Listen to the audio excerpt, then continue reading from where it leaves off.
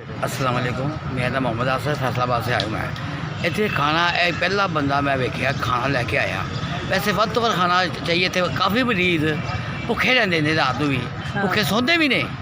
गरीब आदमी इतने आता है, इन्ने धक्के खाता है, हद तो धक्के खाता है। वैसे थोड़ी कई कम्यूनिटी बनी है स्कीम, इनू बताओ वध तो हुकूमत भी चाहिए थोड़ा साथ देवे कि कोठियां के मालक ने या मिलों के मालक ने उन्होंने भी हक के साथ देना इन्हों का। ठीक है, इन्होंने दिओ, ये गरीबों को लिया खुआन। ਜਿਹੜੇ ਮਜ਼ਦੂਰ ਆਉਂਦੇ ਨੇ ਜੀ ਇੱਥੇ ਗਰੀਬ ਲੋਕ ਆਉਂਦੇ ਨੇ ਦਵਾਈਆਂ ਵਾਸਤੇ, ਉਹਨਾਂ ਲੋਕਾਂ ਕੋਲ ਪੈਸੇ ਨਹੀਂ ਹੁੰਦੇ, ਲੇਕਿਨ ਉਹਨਾਂ ਨੂੰ ਲੰਗਰ ਮਿਲਣਾ ਚਾਹੀਦਾ, ਉਹਨਾਂ ਨੂੰ ਖਾਣਾ ਮਿਲਣਾ ਚਾਹੀਦਾ ਤਾਂ ਕਿ ਉਹ ਖਾਣਾ ਖਾ ਸਕਣ। ਗਰੀਬ ਲੋਕ ਪਤਾ ਨਹੀਂ ਕਿੱਥੋਂ ਕਿੱਥੋਂ ਵਿਚਾਰੇ ਆਉਂਦੇ ਨੇ ਬੇਦਾਰ, ਕਿਸੇ ਕੋਲ ਕਿਰਾਇਆ ਵੀ ਨਹੀਂ ਹੁੰਦਾ, ਲੇਕਿਨ ਮੈਡੀਸਨ ਜੋਗੇ ਨਹੀਂ ਹੁੰਦੇ, ਦਵਾਈ ਜੋਗੇ ਨਹੀਂ ਹੁੰਦੇ।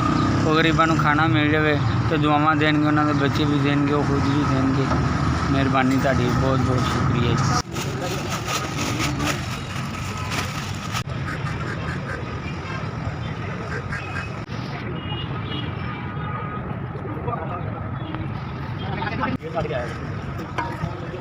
बस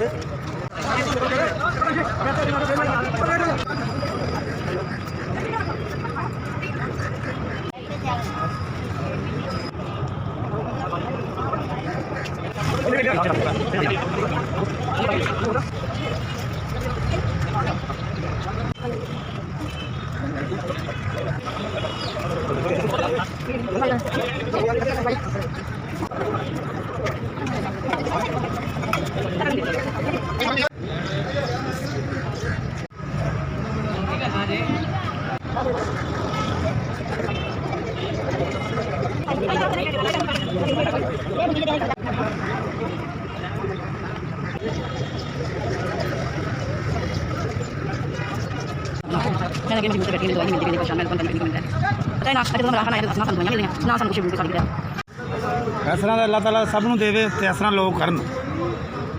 गरीब आदमी लोग इत्थे खज्जल खराब हो रहे हैं।